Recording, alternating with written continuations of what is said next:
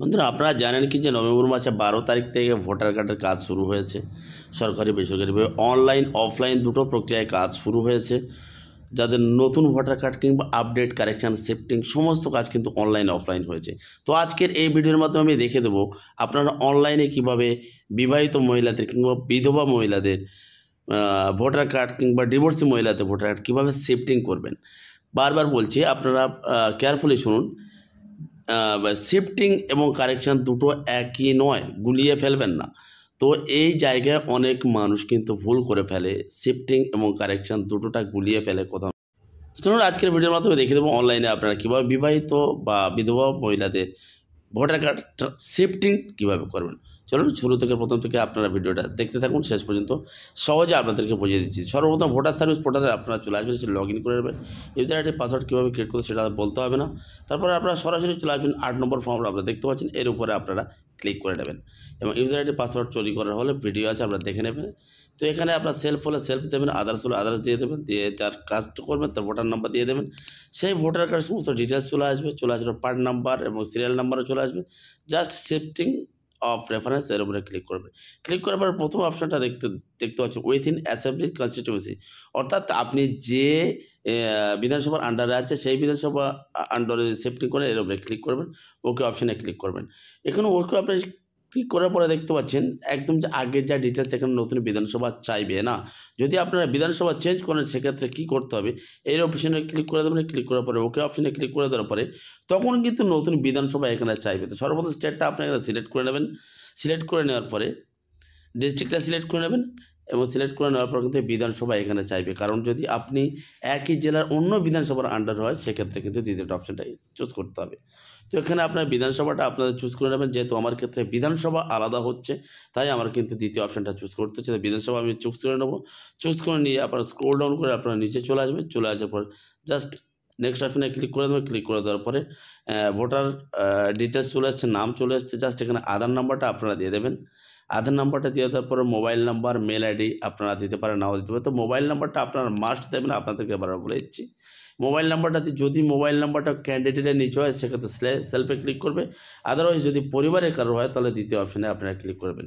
Similarly same ক্ষেত্রে কিন্তু mail আইডিটা আপনার এইভাবে দিতে হবে। যদি নিজেরা সেলফকে ক্লিক করবেন, না হলে পরিবারের হলে দ্বিতীয় অপশানে ক্লিক করে আপনার নেক্সট অপশানে আপনারা ক্লিক করে দেবেন। নেক্সট অপশানে ক্লিক করে দেওয়ার পরে এখানে অ্যাপ্লিকেট ফর শিফটিং রেসিডেন্ট, যে অ্যাড্রেসে আপনারা শিফটিং করছে সেই অ্যাড্রেসের সমস্ত ডিটেলস দিয়ে দেবেন। প্রথম ইংলিশ লিখবেন, ইংলিশ লেখার পর ট্যাপ দেবেন। ট্যাপ করার পরে যদি বাংলা বানানটা ঠিক থাকে ভালো, না হলে আপনারা এইভাবে কিবোর্ড থেকে কিন্তু আপনাদেরকে ম্যানুয়ালি টাইপ করতে হবে, কারণ অনেক ক্ষেত্রে বাংলা লেখাটা ইংলিশ লেখার পরে ট্যাপ করলে কিন্তু বাংলা লেখা অটোমেটিক, বাংলা শুধু নয় আঞ্চলিক ভাষাটা অটোমেটিক চলে আসে, সেক্ষেত্রে ভুল থাকে। সেক্ষেত্রে আপনাদের কিন্তু এইরকম কিবোর্ডে লিখে নেবেন। একটু কমপ্লিকেটেড হবে বাট এইভাবে আপনাদের লিখে নিতে হবে। সেক্ষেত্রে স্ট্রিট দিয়ে দেবেন, এইরকম আবার ট্যাপ করবেন। টাউন, ভিলেজ, পিনকোড বা পোস্ট অফিস, পিনকোড, তহসিল বা তালুকা। এই তহসিল বা তালুকা এটা অনেকের ক্ষেত্রে ভুল করেন, তো আপনাদেরকে বলে দিচ্ছি এখানে আপনাদের বিধানসভার নামটা আপনারা এখানে ম্যানুয়ালি টাইপ করে দেবেন, সেটাকে তালুকা বলা হয়। যেমনটা আপনার বিধানসভা যেটা হবে সেটা, তো তারপরে নিচে আপনারা ডিস্ট্রিক্টটা সিলেক্ট করবেন। তো আমি A to Z সব কিছু ফিল আপ করে আপনাদেরকে দেখাচ্ছি। এবার স্ক্রল ডাউন করে নিচে চলে আসবেন। চলে আসার পরে ডকুমেন্ট সেকশনের উপরে আপনারা ক্লিক করে দেবেন। এখানে কিন্তু মেন একটা খেলা আছে, যেহেতু যদি বিবাহিত মহিলাদের ক্ষেত্রে হয় তার তো কোনো ডকুমেন্ট নেই, তো তিনি কীভাবে করবেন। তো এখানে আপনার এনি আদার ডকুমেন্টস ক্লিক করে ম্যারেজ সার্টিফিকেটটা দিয়ে দেবেন। এখানে ম্যারেজ সার্টিফিকেট লিখে দিয়ে 2 MBর মধ্যে JPG, PG, PDF ফরম্যাটে আপনাকে আপলোড করে দেবো। তো আমার ক্ষেত্রে আধার কার্ড আছে, জাস্ট আধার দিয়ে দিলাম। এখানে আমি জাস্ট ডকুমেন্টটা চুজ করে আপলোড করে দেবো। আপলোড করে দেওয়ার পর জাস্ট নেক্সট অপশানে আমাদেরকে ক্লিক করে দিতে হবে। নেক্সট অপশানে ক্লিক করে দেওয়ার পরে যে প্লেস থেকে আপনারা ফর্মটা ফিল আপ করছেন সেই প্লেসের নামটা এখানে দিয়ে দেবেন। বারবার বলছি, নতুন, আপডেট বা কারেকশান কিংবা শিফটিংয়ের মধ্যে সামান্য ডিফারেন্স আছে, আপনার ভিডিওটা দেখুন বুঝতে পারবেন। তবে আপডেটের ক্ষেত্রে নেক্সট করে দেবেন। নেক্সট করে দেওয়ার পরে এখানে সমস্ত ডিটেলস চলে আসবে। এখানে হচ্ছে আরেকটা মেন খেলা। এখানে যেটা দেখতে পাচ্ছেন, এখানে যে ক্যান্ডিডেটের আমি ডিটেলসটা এখানে ফিল করেছি তার কিন্তু ফাদার্স নেম আছে। আমি কিন্তু শিফটিং করছি, অর্থাৎ বিধানসভা শিফট হচ্ছে বা অ্যাড্রেস পরিবর্তন হচ্ছে। তো আমরা সকলে জানি অ্যাড্রেস প্যাড মানে বাবার নাম কিংবা স্বামীর নাম। এক্ষেত্রে কিন্তু সেটা স্বামীর নাম হবে না, বাবার নাম যেটা আছে সেটাই থাকবে।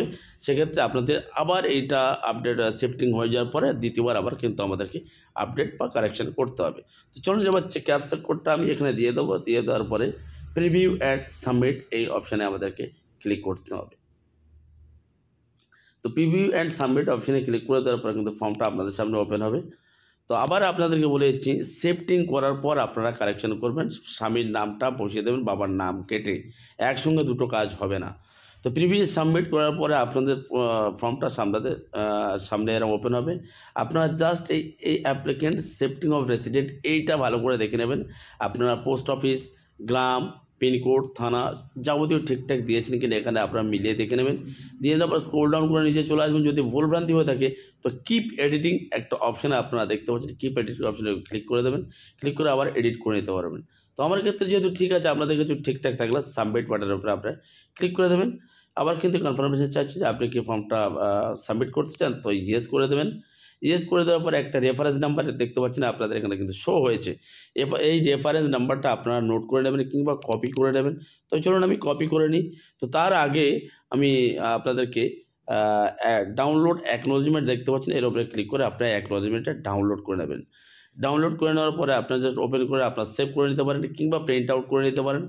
আপনি যদি বাড়িতে বসে করে আপনার প্রিন্টার না থাকলে আপনি জাস্ট সেভ করে নেবেন। তো এবারে আমরা ট্র্যাক করে দেখে নেব যে আমরা অ্যাপ্লিকেশনটা করেছি, প্রসেসটা কতদূর হয়েছে, কিংবা আপনারা 1 সপ্তাহ পরে দেখতে পারেন। কীভাবে দেখবেন? তো আবার ওয়েবসাইটে গিয়ে হোম অপশান দেখতে পাচ্ছেন, এর উপরে ক্লিক করে দেবেন। ক্লিক করে দেওয়ার ট্র্যাক অ্যাপ্লিকেশান বাম দিকে দেখতে পাচ্ছেন, এর উপরে ক্লিক করে দেওয়ার পরে এখানে এন্টার রেফারেন্স নাম্বার যেটা কপি করেছে পেস্ট করে দেবেন এবং এখান থেকে সিলেক্ট স্টেটের উপরে ক্লিক করে স্টেটটা সিলেক্ট করে সাবমিট করে দেবেন। সাবমিট করে দেওয়ার পরে দেখতে পাচ্ছেন reference number, state, assembly, first name, last name, form কত নম্বর ফর্ম এবং ডেট কবে এবং কারেন্ট স্ট্যাটাস সাবমিটেড আপনারা দেখতে পাচ্ছেন। তো কয়েকদিন পরে আপনারা এইভাবে চেক করার পরে কিন্তু স্ট্যাটাসটা কিন্তু চেঞ্জ হবে।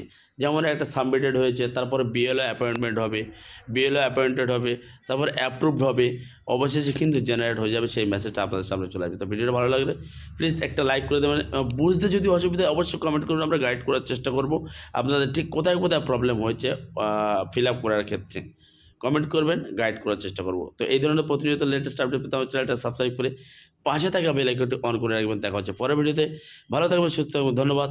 জয় হিন্দ, বন্দে মাতারাম।